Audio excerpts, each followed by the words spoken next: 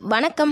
இன்றைக்கி வீடியோவில் நம்ம கோதுமை ரவை கிச்சடி எப்படி செய்கிறதுன்னு பார்க்க போகிறோங்க. வெஜிடபிள்ஸ்லாம் சேர்த்து செய்கிறதுனால ரொம்ப டேஸ்டியாக ரெஸ்டாரண்ட் ஸ்டைலில் ரொம்பவே சூப்பராக இருக்குங்க. வாங்க இந்த ரவை கிச்சடி எப்படி செய்கிறதுன்னு வீடியோவில் பார்க்கலாம்.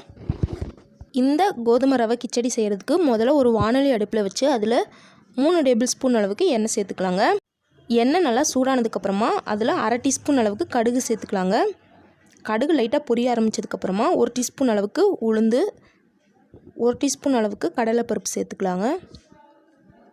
சேர்த்துட்டு இது ரெண்டும் நல்லா பொன்னிறமாக சிவந்து வரணுங்க.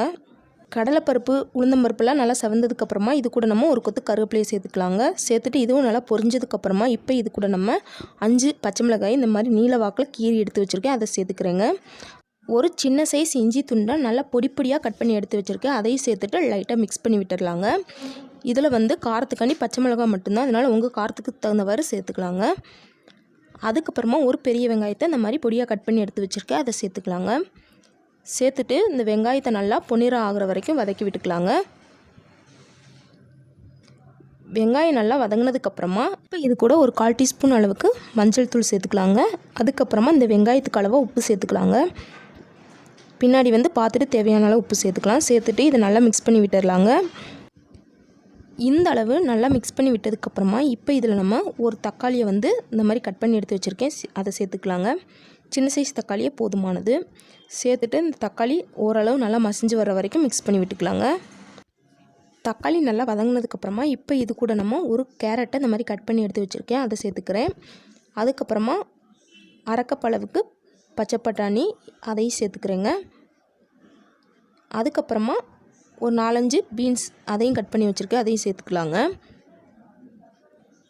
சேர்த்துட்டு இது நல்லா மிக்ஸ் பண்ணி விட்டுடலாங்க. இது ஒரு 5 நிமிஷம் நல்லா அரை வேக்காடு வெந்துடணுங்க.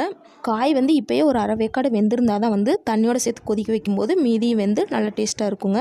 5 நிமிஷம் நல்லா அரை வேக்காடு வெந்ததுக்கப்புறமா இப்போ இதில் நம்ம தேவையான அளவு தண்ணி சேர்த்துக்கலாங்க. நான் 4 கப் அளவுக்கு தண்ணி சேர்த்துக்கிறேன். நான் 1/2 கப் அளவுக்கு கோதுமை ரவை எடுத்துருக்கேன், அதுக்கு 4 கப் அளவுக்கு தண்ணி சேர்த்துக்கிறேங்க.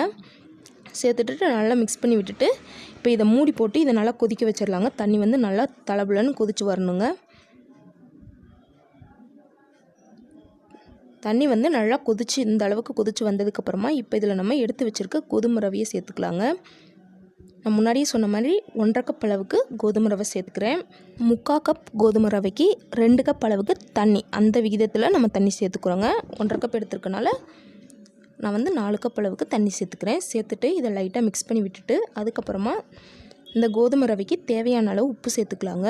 சேர்த்துட்டு நல்லா இதையும் மிக்ஸ் பண்ணி விட்டுட்டு இதை மூடி போட்டு குறைவான தீயிலே ஒரு 5 நிமிஷம் நல்லா வேக வச்சிடலாங்க. அந்த தண்ணி எல்லாமே சுண்டி வரணுங்க.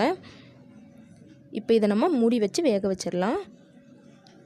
குறைவான தீயிலே 5 நிமிஷம் நல்லா வெந்ததுக்கப்புறமா இப்போ பாருங்கள், ரவை நல்லா வெந்து வந்துருச்சு.